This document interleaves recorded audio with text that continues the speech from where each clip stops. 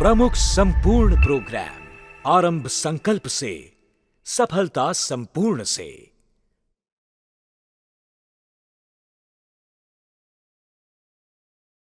Hello friends, आज की class में हम स्पेस का टॉपिक शुरू करने जा रहे हैं।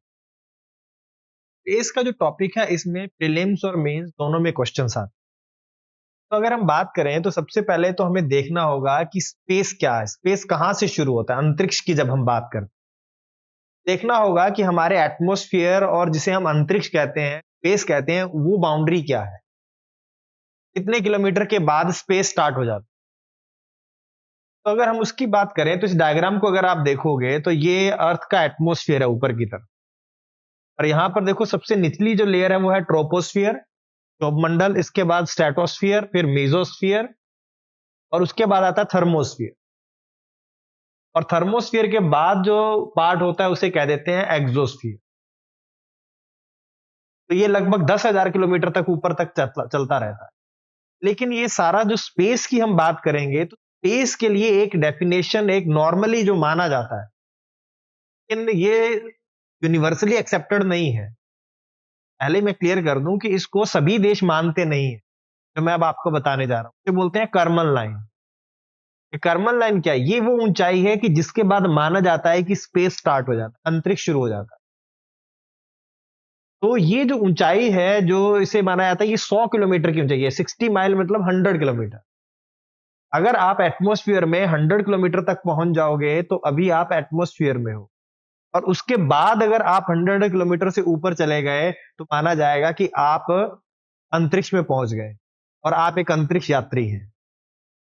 इस 100 किलोमीटर की लाइन के नीचे नीचे जो एरोप्लेन से हम उड़ सकते हैं, इससे अगर ऊपर जाएंगे तो वो अंतरिक्ष में चले जाएंगे, तो इसलिए इनके नीचे नीचे ही उनको उड़ाया जाता है। तो ये ध्यान में रखने वाला है कि वो कौन सी लाइन है, वो कौन सी सीमा है जिसे अंतरिक्ष और वायुमंडल के बीच की सीमा माना जाता है। वो है कर्मन लाइन, और इसके ऊपर शुरू हो जाएगा आपका स्पेस। और तो ये तो आपको ध्यान में रखना है कि नॉर्मल स्पेस है क्या।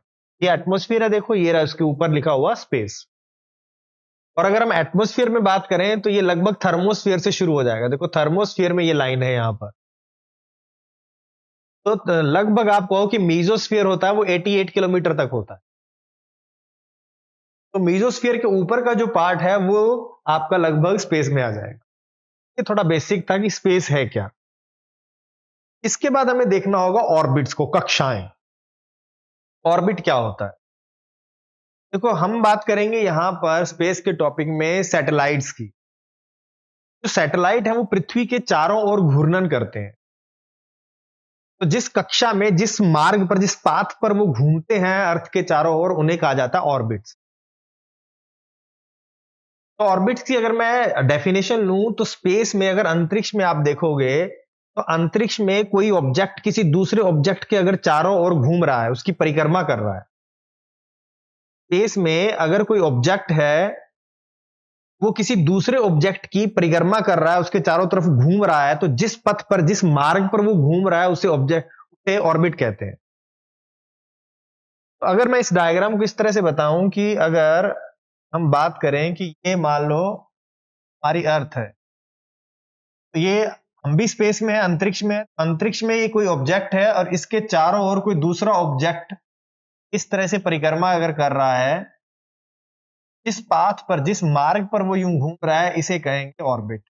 है ऑर्बिट। तो अंतरिक्ष में किसी ऑब्जेक्ट के चारों ओर अगर कोई ऑब्जेक्ट घूम रहा है तो जिस मार्ग पर, जिस पाथ पर वो घूम रहा है उसे ही कहा जाता है ऑर्बिट। यही संकल्पना हम लागू कर सकते हैं अर्थ के बारे में और उसके सैटेलाइट। ये तो अर्थ का जो सैटेलाइट है, ये चंद्रमा है, ये नेचुरल सैटेलाइट है, प्राकृतिक रूप से इसका उपग्रह है। तो वो इसके चारों ओर इस तरह से घूम रहा है। लेकिन हम आर्टिफिशियल सैटेलाइट्स भी तो लॉन्च करते हैं जो पृथ्वी के चारों ओर घूर्णन करते हैं, घूमते रहते हैं, परिक्रमा करते रहते हैं। तो उनको अलग अलग कक्षाओं में स्थापित किया जाता है कि वो पृथ्वी के चारों ओर घूमते रहे और पृथ्वी के बारे में हमें जानकारी उपलब्ध कराएं, या बहुत तरह की सेवाएं उपलब्ध कराएं हमें।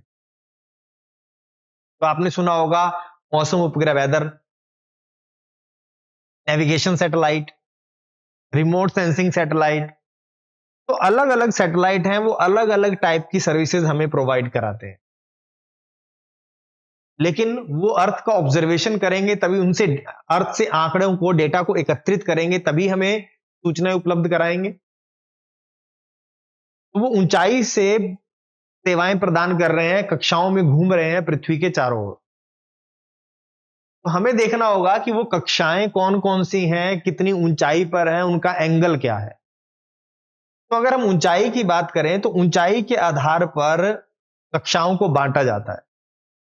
किस ऊंचाई पर कौन सी कक्षा, उन्हें अलग अलग नाम दिया गया है। तो अगर मैं हाइट के आधार पर क्लासिफाई करूं तो तीन तरह की कक्षाएं हैं। एक है लोअर अर्थ ऑर्बिट, दूसरी है मीडियम अर्थ ऑर्बिट, और तीसरा है हायर अर्थ ऑर्बिट। अर्थात ऐसे ऑर्बिट जो पृथ्वी के बिल्कुल पास हैं, फिर उससे कुछ ऊंचाई पर, फिर उससे भी कुछ ऊंचाई पर। हमें देखना होगा ये ऊंचाई क्या है। तो अगर मैं बात करूं लोअर अर्थ ऑर्बिट की, देखो यहां पर ये डायग्राम बना हुआ है, इसमें देखो ये बीच में अर्थ है और इसके चारों ओर ये एक ऑर्बिट बनी हुई। तो ये ऑर्बिट जो है पृथ्वी के चारों ओर जो घूमने वाला है, यहां पर कोई उपग्रह होगा वो पृथ्वी के चारों ओर घूमेगा यूं, इस तरह से। यहाँ इस ऑर्बिट को कहा गया लोअर अर्थ ऑर्बिट, जो बिल्कुल पृथ्वी के पास है। और इसकी ऊंचाई बताइए कि ये 180 से लेकर 2000 किलोमीटर की ऊंचाई होती। अर्थात अगर मैं यहां से यूं बनाऊं तो है, तो ये यहां से ये 200 किलोमीटर अगर यहां पर हो, 200 किलोमीटर से लेकर ये 2000 किलोमीटर की ऊंचाई तक का पार्ट होगा, यहां पर ये अक्ष स्थापित हो। तो अर्थ सरफेस ये जीरो है, तो ये अर्थ सरफेस, अर्थ सरफेस के जो बिल्कुल पास की ऑर्बिट्स हैं उन्हें कहा जाता है लोअर अर्थ ऑर्बिट।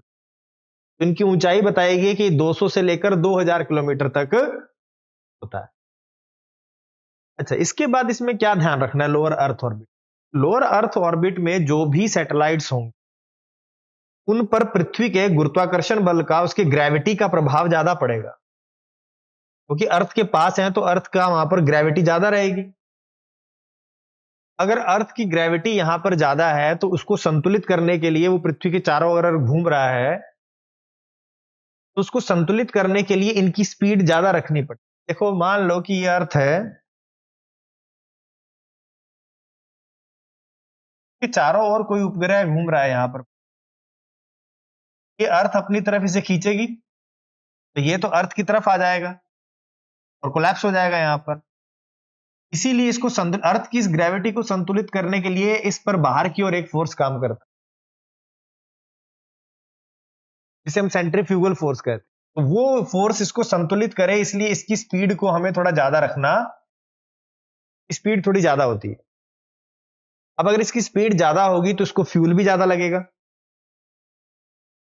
तो अर्थ के पास है, ग्रेविटी ज्यादा होने की वजह से इनको यहां पर बनाए रखने के लिए इनकी स्पीड ज्यादा रखी जाती है, और उसके लिए ये फ्यूल ज्यादा यूज करेगा।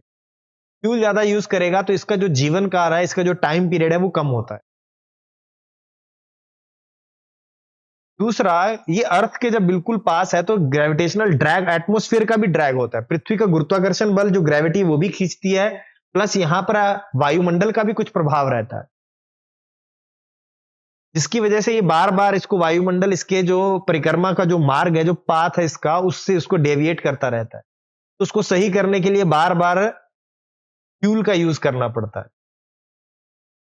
इसलिए इनका ईंधन जल्दी खत्म हो जाता है, इसलिए इनका जो जीवन काल है, इनका जो टाइम पीरियड है वो छोटा होता है, जो लोअर अर्थ ऑर्बिट में सैटेलाइट्स होते हैं। इसके साथ साथ हमें एक चीज और ध्यान में रखनी होगी कि यहां पर किस तरह के सैटेलाइट्स को डाला जाता है, किस तरह के सैटेलाइट हैं जो यहां पर छोड़े जाते हैं या इस पाथ पर घूमते हैं। तो यहां पर ज्यादातर अर्थ ऑब्जर्वेशनल सैटेलाइट होते हैं। अर्थ ऑब्जर्वेशन सैटेलाइट अर्थात जो अर्थ से आंकड़ों को, डेटा को एकत्रित करते हैं, उसकी मॉनिटरिंग करते हैं, जैसे रिमोट सेंसिंग सैटेलाइट्स। तो जो रिमोट सेंसिंग सैटेलाइट हैं या अर्थ ऑब्जर्वेशनल सैटेलाइट्स हैं, उनको इस कक्षा में डाला जाता है। या जो स्पाई रॉकेट, स्पाई जो आपके सैटेलाइट है, जो जासूसी करने का काम करते हैं, उनको इस ऑर्बिट में रखा जाता है, लोअर अर्थ ऑर्बिट। तो ये लोअर अर्थ ऑर्बिट के बारे में आपको थोड़ा नॉलेज होना इसके बाद आते हैं मीडियम अर्थ ऑर्बिट पर। देखो, या मिड अर्थ ऑर्बिट भी कह देते हैं। ये 2000 किलोमीटर से लेकर ऊपर 20,000 किलोमीटर तक होती, अर्थात 2000 से लेकर इसके ऊपर से अगर हम शुरू करें तो ये 20,000 किलोमीटर की ऊंचाई तक होती। यहां तक की ऊंचाई में जो ऑर्बिट है उसे हम बोलते हैं मीडियम अर्थ ऑर्बिट। और यहां पर ज्यादातर नेविगेशनल सैटेलाइट डालते हैं। जैसे यूएसए के जो नेविगेशन सैटेलाइट हैं, जो अवस्थिति को बताते हैं, हमें नेविगेट करते हैं, उन सैटेलाइट्स को इस मिड अर्थ ऑर्बिट में या मीडियम अर्थ ऑर्बिट में डाला जाता है। और इसके बाद जो आता है वो आता है हायर अर्थ ऑर्बिट, जो सबसे ऊंचाई पर डाले जाते हैं सैटेलाइट। वहां पर वो कक्षाएं हैं, उन्हें बोला जाता है, उन कक्षा को हायर अर्थ ऑर्बिट, जो सबसे ऊंची कक्षा है, ये कहते हैं higher earth orbit, HE, higher earth. और इसकी ऊंचाई लगभग होती है 36,000 किलोमीटर, और एग्जैक्ट कहें तो इसकी होती है 35,785 किलोमीटर। ये ऊंचाई होती है हायर अर्थ ऑर्बिट की। इस ऊंचाई पर सैटेलाइट्स को डाला जाता है जो इस कक्षा के अंदर होंगे। इतनी ऊंचाई पर ये पृथ्वी की परिक्रमा करते रहते हैं, हायर अर्थ ऑर्बिट। इसमें ज्यादातर वेदर सैटेलाइट्स को डाला जाता है, कम्युनिकेशन सैटेलाइट्स को डाला जाता है। अभी आगे देखेंगे हम कि जो मौसम संबंधी हमें जानकारी देते हैं वो सैटेलाइट, संचार के जो जितने भी सैटेलाइट हैं वो इस कक्षा में डाले जाते हैं, हायर अर्थ ऑर्बिट। इस तरह से हमने देखा हाइट के आधार पर या ऊंचाई के आधार पर 3 तरह की ऑर्बिट हमने लगा दी। एक था LEO lower earth orbit, medium earth orbit और हायर अर्थ। इसकी ऊंचाई आपको याद रखनी। दूसरा क्राइटेरिया जो हमारा आएगा वो आएगा एंगल के आधार पर, कि इक्वेटर से क्या एंगल बनाता है कोई ऑर्बिट। आपने अर्थ देखा होगा, अर्थ में हमने इस तरह से बनाते हैं, ये आपका 0 डिग्री है मान लो। इस 0 डिग्री से एंगल के आधार पर इससे 90 डिग्री का एंगल बन रहा है तो इस तरह की ऑर्बिट होगी। 0 से कुछ डिग्री का ही एंगल बन रहा है तो इस तरह की ऑर्बिट होगी। और 0 के पैरेलल अगर आ गया तो इस तरह की ऑर्बिट होगी।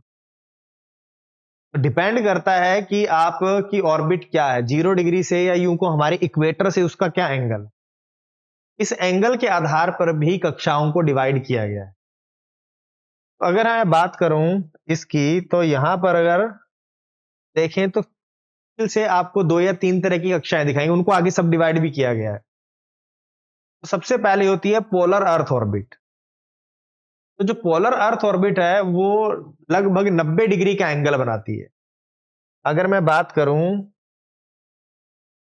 मान लो कि ये इक्वेटर है हमारी, तो ये इससे इस तरह का एंगल बनाएगी। ये जो आपको दिखाई दे रहा है ये पोलर अर्थ ऑर्बिट है। ये पृथ्वी है, तो यहां पर देखो, ये यहां पर आपको ये इक्वेटर नजर आएगी इस जगह पर। ये आपका इक्वेटर है, बीच में से 2 पार्ट में डिवाइड कर दे रहा है, और अर्थ इस तरह से रोटेट कर रही है यूं। और जो ऑर्बिट है वो देखो, वो 0 से ऐसे लगभग 90, पूरा एग्जैक्ट 90 नहीं होता, 90 या 90 के आसपास का एंगल होता है। तो ये पोल टू पोल सैटेलाइट इस कक्षा में होगा तो यूं पोल टू पोल यूं घूमेगा यूं।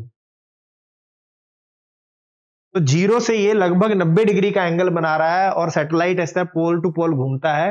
और ये भी ध्यान रखना है कि एग्जैक्ट 90 नहीं होता, तो थोड़ा सा देखो ये तिरछा इधर भी हो सकती है कक्षा। तो ये इस पर क्या, देखो यहां पर अगर मैं बात करूं कि ये सैटेलाइट यूं था, यहां से लॉन्च अगर किया गया, ये यूं घूमना, यूं जाएगा इस तरह। जब ये घूमेगा तो तब तक अर्थ ऐसे रोटेट कर जाएगी। अगर ये यूं जा रही है यहां पर, ये मान लो सैटेलाइट है, तो ये सैटेलाइट अगर यूं अर्थ की परिक्रमा करेगा, जब तक ये ऊपर की ओर जाएगा तो अर्थ घूम जाएगी। तो ये यहां से यूं गया, यहां पहुंचा, और वापस से जब यहां आएगा वापस घूम के, तब तक ये जगह जो थी वो आगे जा चुकी होगी। तो ये वापस उसी जगह पर वापस नहीं पहुंचेगा, दूसरी जगह पर पहुंचा, और फिर ये फिर घूम के आएगा, फिर ये यहां पर, ये फिर आगे आएगा। तो इस तरह से ये पूरी अर्थ को कवर कर देगा, क्योंकि जब तक ये एक चक्कर इस तरह से राउंड लगा के आएगा तब तक ये अर्थ अपने आगे शिफ्ट हो चुकी होगी।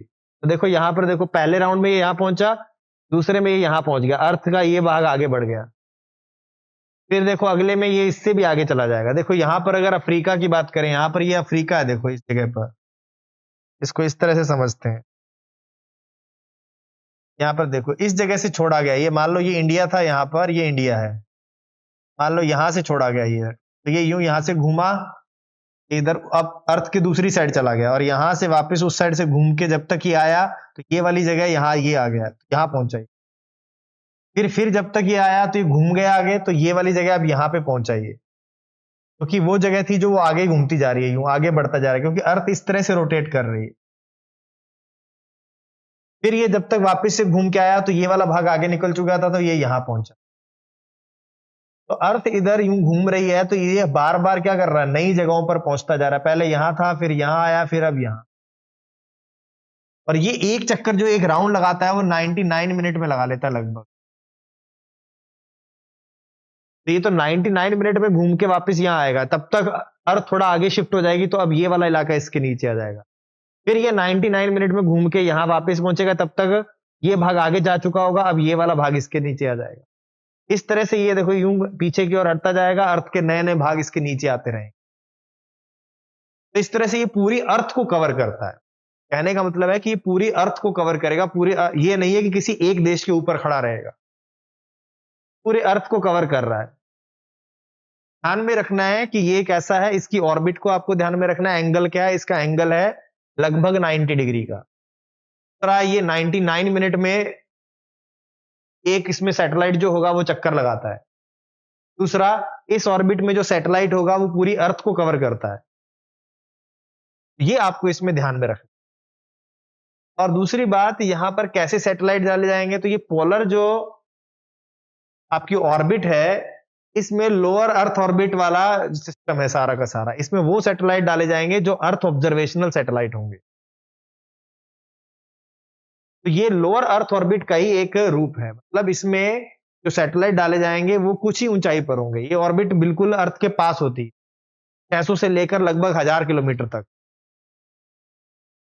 तो ये एक लोअर अर्थ ऑर्बिट का ही एग्जाम्पल है, लेकिन हमने इसको डिवाइड किया एंगल के आधार पर। याद रखना है, पोल टू पोल है, लगभग 90 डिग्री का इसमें एंगल रहता है। तो ये हुआ आपका ये वाला। अब इसके बाद एक और ऑर्बिट होती है जो एंगल के आधार पर आपको ध्यान, जियो सिंक्रोनस और जियो स्टेशनरी। तो जियो सिंक्रोनस का अर्थ होता है जो अर्थ के साथ सिंक्रोनाइज हो जाए, अर्थात अर्थ के साथ सामंजस्य हो जाए। लेकिन किसके साथ? अर्थ की स्पीड के साथ। ये ऐसी ऑर्बिट है जिसमें अगर हम सैटेलाइट को डालेंगे तो उस सैटेलाइट की स्पीड अर्थ की स्पीड के लगभग बराबर होगी। स्पीड कैसी? उसकी रोटेशन की स्पीड। अर्थात अर्थ अपना एक चक्कर लगभग 24 घंटे में लगाती है, वो सैटेलाइट भी अर्थ का चक्कर 24 घंटे में लगा देगा। अर्थात इस कक्षा में जिस भी सैटेलाइट को डालेंगे उसकी स्पीड अर्थ की रोटेशनल स्पीड से सिंक्रोनाइज हो जाएगी, दोनों की स्पीड सिमिलर हो जाएगी। जिस स्पीड से अर्थ रोटेट कर रही है उसी के साथ साथ ये सैटेलाइट भी घूमता रहेगा उसी स्पीड से। तो इसे बोला जाता है जियो सिंक्रोनस ऑर्बिट। इनकी ऊंचाई होती है 35,785, जो मैंने आपको पहले बताया था, हायर अर्थ ऑर्बिट। ये हायर अर्थ ऑर्बिट का एक एग्जाम्पल है जिनमें उन सैटेलाइट्स को डाला जाता है जिनकी स्पीड अर्थ की स्पीड के बराबर होती है, अर्थ की रोटेशनल स्पीड के बराबर। तो अर्थात वो भी 24 घंटे में अर्थ का एक परिक्रमा लगाएगा और अर्थ भी अपनी क्या करेगा, अर्थ भी एक पूरा चक्कर लगाने में, अपना रोटेट करने में 24 घंटे का लगभग समय, दोनों की स्पीड में सिंक्रोनाइज हो जाता है, दोनों की स्पीड में सामंजस्य आ जाता है। अब लेकिन इसको स्पीड के आधार पर तो हमने कह दिया जियो सिंक्रोनस है, लेकिन इनके एंगल के आधार पर इनको दो भागों में बांटा जाता है। एंगल के आधार पर देखें तो यहां पर आपको देखो दिख रहा होगा, एक तो जियो स्टेशनरी दिख रहा है ये, और दूसरा है जियो सिंक्रोनस। यहां पर देखो ये रहा अर्थ का एक्सिस ऑफ रोटेशन, अर्थ इस एक्सिस पर यूं घूमती है, रोटेट कर रही है। और यहां पर देखो आपको दो ऑर्बिट दिख रही है, एक तो दिख रही है ये जियो स्टेशनरी और दूसरा देखो ये रहा, इसे कहते हैं जियो सिंक्रोनस। दोनों ही हायर अर्थ ऑर्बिट्स हैं। दोनों में ही अगर सैटेलाइट को डाला जाएगा तो उसकी स्पीड अर्थ की स्पीड के बराबर होगी। वो भी 24 घंटे में अर्थ का एक चक्कर लगाएंगे और अर्थ खुद भी अपना एक्सिस पर एक 24 घंटे में एक रोटेशन पूरा कर रही।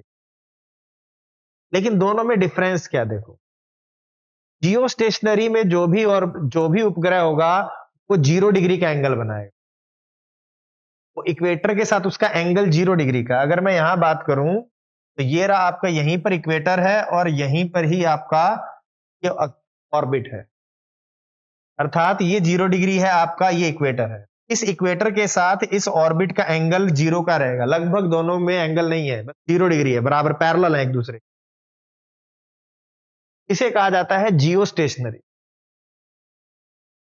अब अगर मैं बात करूं यहां पर जियो स्टेशनरी की, यहां पर मान लो कि ये जगह है, मान लिया कि ये कोई लोकेशन है और ये रहा आपका, यहां पर हमने सैटेलाइट डाला। तो अब अर्थ की रोटेशन की स्पीड भी सिमिलर है। अगर ये यहां पहुंचेगा, इसकी स्पीड भी सैटेलाइट की उतनी है, तो ये भी यहां पहुंच जाएगा। तो ये मान लो ये लोकेशन ए थी, तो लोकेशन ए रोटेट करती हुई यहां पहुंची और यहां पर आपका सैटेलाइट था एस, तो ये भी तो यहां पहुंच जाएगा कि दोनों की स्पीड सिमिलर है। अर्थ की रोटेशन की स्पीड और इस सैटेलाइट की स्पीड दोनों सिंक्रोनाइज है। अब अगर ये ए आगे पहुंचेगा तो ये भी आगे पहुंच जाएगा, सैटेलाइट भी आगे पहुंच गया। तो अगर मैं ये कहूं कि जैसे जैसे ये लोकेशन आगे की ओर रोटेट कर रही है, वैसे वैसे सैटेलाइट भी उसके साथ साथ घूम रहा है, अर्थात ए के सापेक्ष इसकी जो लोकेशन है वो फिक्स है। अर्थात ये सैटेलाइट है तो वो अगर इस लोकेशन के साथ फिक्स कर दिया तो ये दोनों साथ साथ घूमेंगे, अर्थात ये हमेशा फिक्स रहेगा अर्थ की एक जगह की ओर। तो ये कक्षा होती है जियो स्टेशनरी। याद रखना है, जियो स्टेशनरी एक तरह की जियो सिंक्रोनस कक्षा ही है, जिसमें जो हम सैटेलाइट डालते हैं उसकी स्पीड अर्थ की स्पीड के बराबर होती है और एंगल इसका जो हमारी इक्वेटर है उसके साथ 0 होता है। इस वजह से जो अर्थ की किसी लोकेशन के सापेक्ष इसकी अवस्थिति हमेशा स्थिर रहती है। जहां जहां वो लोकेशन जाएगी उसके साथ साथ ये सैटेलाइट भी घूमता रहता है, हमेशा उसके बारे में जानकारी एकत्रित करता रहेगा या जानकारी उपलब्ध कराता। ये सैटेलाइट होते हैं जियो स्टेशनरी ऑर्बिट में। इसमें ज्यादातर कम्युनिकेशन सैटेलाइट्स होते हैं, संचार, क्योंकि कम्युनिकेशन के लिए लगातार उनका हमारे पास होना जरूरी है, हमारे लोकेशन के साथ उनका सिंक्रोनाइज होना जरूरी है कि लगातार वो हमें सिग्नल्स देते रहे। इसके अलावा वेदर सैटेलाइट, जो मौसम संबंधी सैटेलाइट हैं, वो भी इसी कक्षा में डाले जाते हैं सामान्य रूप से। कम्युनिकेशन और वेदर सैटेलाइट के लिए ये जियो स्टेशनरी कक्षा का यूज किया। अब बात करते हैं जियो सिंक्रोनस की। तो जो जियो सिंक्रोनस ऑर्बिट है, इस जियो सिंक्रोनस ऑर्बिट का एंगल जो होता है वो थोड़ा सा 0 से कुछ ज्यादा होता है, बहुत ज्यादा नहीं होता। जैसे हमने पोलर का देखा था, पोलर में तो लगभग 90 डिग्री होता है, तो ये यहां पर ये बिल्कुल 0 नहीं होता, 0 से थोड़ा सा एंगल होता है। इसकी भी स्पीड, इसमें भी जो सैटेलाइट होगा उसकी स्पीड भी उतनी ही होगी जितनी अर्थ की रोटेशन की स्पीड है। इसीलिए कहा गया कि इसकी स्पीड और अर्थ की स्पीड में सिंक्रोनाइजेशन है, दोनों सिंक्रोनाइज्ड है। लेकिन इसमें एंगल 0 ना होकर 0 से कुछ थोड़ा ज्यादा होता है। इस तरह से इसकी एक्सिस थोड़ा सा टिल्ट लिए होती है।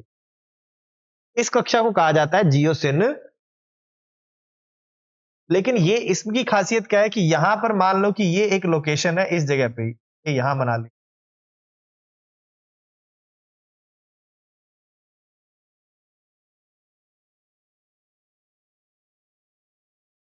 अगर यहां पर मैं ये लोकेशन बना रहा हूं, ये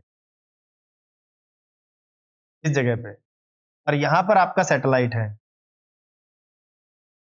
तो सैटेलाइट भी यूं, अब ये दोनों मान लो कि ये 8 बजे दोनों, एक ये वाला ए प्लेस है और ये आपका सैटेलाइट है, तो ये दोनों 8 बजे सिंक्रोनाइज है कि ये 8 बजे यहां पर था।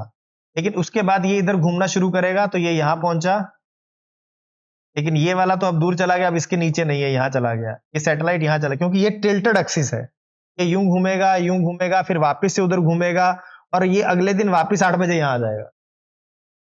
ये लोकेशन जब यूं घूमेगी, अर्थ रोटेट करेगी इस तरह से, तो ये 8 बजे यहां है, तो ये घूम के 24 घंटे बाद वापस 8 बजे यहां आ जाएगा, इस साइड से घूमता हुआ। तो जब ये वापस यहां पहुंचेगा, यहां पर यहां से यूं घूमता घूमता घूमता वापस से जब आएगा तो अगले दिन 8 बजे फिर यहां आएगा। और यहां पर हमने देखा था कि ये 8 बजे यहां था, उसके बाद ये भी इधर से मूव करने लगेगा, लेकिन इसका पाथ दूसरा है। तो 24 घंटे में ये ए लोकेशन भी घूमकर वापस वहीं आ जाएगी और 24 घंटे में ये भी घूमकर वापस यहां आ जाएगा। दोनों फिर से 8 बजे एक दूसरे के बिल्कुल डायरेक्ट एक दूसरे के सीध में आ जाएंगे। तो देखो दोनों ने, देखो 24 घंटे बाद वापस ये भी उसी लोकेशन पर आ गया और ये भी उसी लोकेशन पे आ गया। अर्थात एक निश्चित समय अवधि के बाद वापस ये उसी लोकेशन को वापस से क्या करेगा, उससे मॉनिटर करेगा या उसका ऑब्जर्वेशन करेगा। तो यहां पर अब क्या हुआ, यहां पर वो उस लोकेशन पर 24 घंटे के बाद आ रहा है, लेकिन आ उसी लोकेशन पर रहा है। तो यहां पर ये एक्सिस की थोड़ी सी क्या रहती है, थोड़ी टिल्टेड रहती है, लेकिन यहां वाला जो ये वाला था ये हमेशा ही उसके बिल्कुल सीधा डायरेक्ट ऊपर रहता है, फिक्स रहती है इसकी लोकेशन किसी अवस्थिति के ऊपर। अगर मैं कहूं उसे इंडिया के ऊपर लगाकर इस तरह से उसकी लोकेशन को इंडिया पर फिक्स कर दिया जाए, अगर मैं यूं कहूं हाँ इंडिया था यूं, और इस सैटेलाइट को यहां इंडिया के ऊपर ऐसे फिक्स कर दिया गया, तो ये अब हमेशा इंडिया के ऊपर ही रहेगा, यूं जैसे जैसे ये घूमेगा इंडिया वैसे वैसे ये उसके ऊपर घूमता रहेगा। ये है जियो स्टेशनरी। लेकिन यहां पर ये थोड़ा टिल्टेड होने की वजह से एक निश्चित समय अवधि के बाद वापस उसको क्या करे, ऑब्जर्व करे। तो ये दोनों में थोड़ा फर्क है, लेकिन दोनों की ऊंचाई क्या है, दोनों ही कक्षाओं की ऊंचाई सिमिलर है, दोनों है 35,775, ये इसकी ऊंचाई लगभग 36,000 किलोमीटर, तो हायर अर्थ ऑर्बिट है।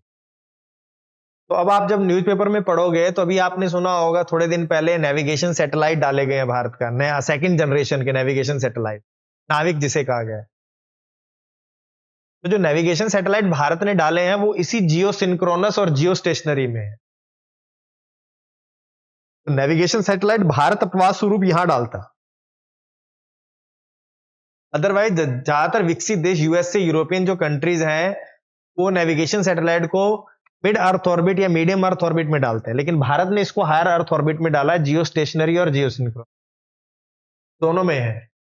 इसके साथ साथ मौसम उपग्रह भी यही है, कम्युनिकेशन सैटेलाइट भी यही है। बहुत सारे जो जी सेट वगैरह आपने सुने होंगे वो भी इसी जियो स्टेशनरी में है।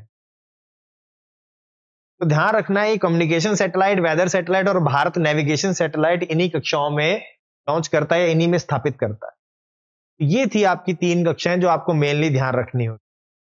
इसके अलावा एक और कक्षा होती है जिसे बोलते हैं सन सिंक्रोनस ऑर्बिट।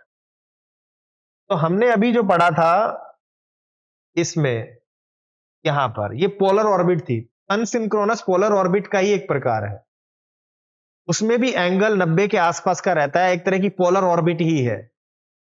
लेकिन उसकी खासियत यह है कि उसमें हमेशा सैटेलाइट जहां पर सूर्य की रोशनी रहती है, जो उसका प्रकाशित क्षेत्र है वहीं रहता है, अंधेरे वाले भाग में नहीं आएगा। तो अगर मान लो कि ये सैटेलाइट है, यहां से घूम के यहां से घूमा और इधर से घूम के वापस आएगा, ये यूं जा रहा है और वापस यहां आएगा, तो ये हमेशा ही प्रकाशित जोन में रहेगा, हमेशा उस रेंज में रहेगा जहां पर सूर्य की रोशनी रहती है, अंधेरे में नहीं जाएगा। तो मान लो यहां आएगा तो यहां पर हमेशा ये कहां रहेगा, प्रकाशित क्षेत्र में रहेगा, जहां पर सूर्य का प्रकाश उपलब्ध होता रहे। इसको इस तरह से सेट किया जाता है। तो जैसे ही वो घूम के आएगा तो हमेशा ये प्रकाशित क्षेत्र, क्योंकि ये तो 99 मिनट में लगभग अप्रोक्सीमेट एक साइकिल पूरा कर देगा, तो जब ये अप्रोक्सीमेट 99 मिनट में कर देगा तो ये घूमता घूमता घूमता जाएगा, तो लेकिन थोड़े टाइम बाद ये तो इधर चला जाएगा, अंधेरे क्षेत्र में आ जाएगा। तो इसकी क्या करेगी, इसकी पोजीशन को बार बार चेंज किया जाता है कि ये हमेशा प्रकाशित क्षेत्र में रहे। तो इसकी जो ऑर्बिट है उसमें हल्का सा हर बार थोड़ा सा चेंज करना पड़ता है सैटेलाइट की, कि वो हमेशा प्रकाशित जोन में बना रहे। एक तरह से याद रखना है कि ये पोलर अर्थ ऑर्बिट, जो पोलर ऑर्बिट है उसी का एक टाइप है, सन सिंक्रोनस ऑर्बिट। और इस ऑर्बिट में हमेशा जो सैटेलाइट रहेगा वो प्रकाशित क्षेत्र में रहता है, सूर्य के प्रकाश वहां पर उपलब्ध रहता है। बस यही ध्यान में आपको। इसके बाद एक और ऑर्बिट है जो आपको ध्यान में रखनी है, जिसे बोलते हैं ट्रांसफर ऑर्बिट। तो ट्रांसफर ऑर्बिट क्या होता है? देखो, जब हम जियो स्टेशनरी ऑर्बिट में किसी उपग्रह को लॉन्च करते हैं, तो सीधा उसको वहां उपग्रह को लॉन्च नहीं किया जाता, उसको उसके ऊपर की कक्षाओं में लॉन्च किया जाता है। मान लो कि उसको लॉन्च किया जाएगा 33,000 किलोमीटर, 33,000 किलोमीटर की ऊंचाई पर उसको पहुंचाया जाएगा। उसके बाद इसमें अलग अलग तरह की मोटर चलाई जाती है, इसके अंदर मोटर होती है सैटेलाइट में, उनको चला के इसकी कक्षा को रिड्यूस किया जाता है, कम किया जाता है, और उसको फिर लाया जाएगा 35,785। तो जो पहली कक्षा जिसमें जाके उसको स्थापित किया उसे बोलते हैं ट्रांसफर ऑर्बिट। तो पहले सैटेलाइट को ट्रांसफर ऑर्बिट में शिफ्ट किया जाता है, और उसके बाद धीरे धीरे उसकी कक्षा को मोटर चला चलाकर धीरे धीरे उसको सेट किया जाता है, और उसको उसकी सही ऑर्बिट में लाया जाता है। तो अगर मैं बात करूं, इसमें इसमें कई सारी विधियों से इसको किया जाता है। कई बार ऊपर वाली कक्षा में होता है, कई बार नीचे वाली कक्षा से उसको ऊपर वाली में ट्रांसफर किया जाता है। डिपेंड करता है किस मेथड का यूज कर रहे हैं। देखो, जहां पर जैसे मैं यहां बात करूं, तो यहां पर मान लो एक सैटेलाइट को यहां पर लॉन्च किया है, तो ये क्या करेगा, इस तरह से घूमेगा और ये यहां पहुंच गया, और ये एक इस तरह से एक साइकिल बनाता रहे।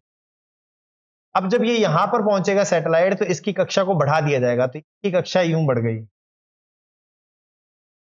अब जब ये वापस आएगा, फिर इस मोटर को यहां पर चलाया जाएगा, तो इसकी कक्षा को फिर बढ़ा दिया जाएगा,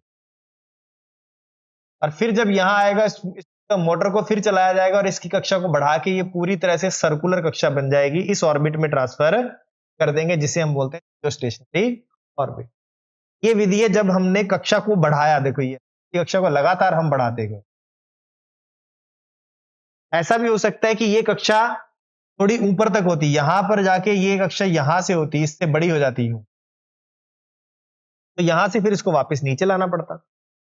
तो किसी भी विधि का यूज किया जा सकता है। यहां पर हमने इसकी कक्षा को बढ़ाया यूं, यहां पर हमने कक्षाओं को बढ़ा बढ़ाकर ट्रांसफर ऑर्बिट से इसकी वास्तविक जो जियो स्टेशनरी ऑर्बिट है उसमें स्थापित कर दिया सैटेलाइट। वो ये भी सकता था कि यहां से इसको किया जाता और इसकी कक्षा यहां तक होती, थोड़ा ऊपर तक, तो अब इसको क्या किया जाता, नीचे वाली कक्षा में लाया जाता। तो डिपेंड करता है कि आप उसको किस कक्षा में स्थापित करना चाहते हो, और ऊपर वाली कक्षा से नीचे लाना चाहते हो सैटेलाइट को, या नीचे वाली कक्षा से ऊपर ले जाना चाहते हो। तो वहां पर मोटर्स हैं, उसकी सहायता से उनको ऊपर नीचे किया। तो उन ऑर्बिट्स को जहां पर उसको टेम्परेली, एक तरह से इनको पार्किंग ऑर्बिट्स भी कहा जाता है, जहां उनको एक बार थोड़े समय के लिए पार्क किया जाता है, वहां पर उनको डाला जाता है, उसके बाद उनकी कक्षा को चेंज कर दिया जाता है। ऐसी ऑर्बिट्स को बोला जाता है ट्रांसफर ऑर्बिट। तो आपको ये भी ध्यान में रखना। तो यहां पर हमने जितनी भी लगभग मेन मेन थी उनको हमने देख लिया। तो सबसे पहले हमने ऊंचाई के आधार पर देखा, lower earth orbit, mid earth orbit और हायर अर्थ ऑर्बिट। और फिर हमने उसको एंगल के आधार पर देखा, पोलर, सन सिंक्रोनस, जियो सिंक्रोनस, जियो स्टेशनरी। इतने तरह की हमारी कक्षाएं होती हैं जो आपको मेनली ध्यान में रखना है। इसके अलावा कुछ विशेष टाइप की ऑर्बिट्स हैं जिनको हम आदित्य L1 में देखेंगे। वहां पर L1 पॉइंट, L2 पॉइंट, वो सब क्या है, उनको वहां आदित्य L1 जो है मैंने पढ़ाऊंगा, उसमें आएगा सब। वहां पर एक दो टाइप के और ऑर्बिट्स भी आएंगे, लेकिन उसको समझने के लिए हमें पूरा उस कंसेप्ट को समझना होगा, तो वहां पर उसको डिटेल में देखेंगे। बेसिक के लिए ये इतना मोर देन इनफ रहेगा। मिलते हैं नेक्स्ट क्लास में।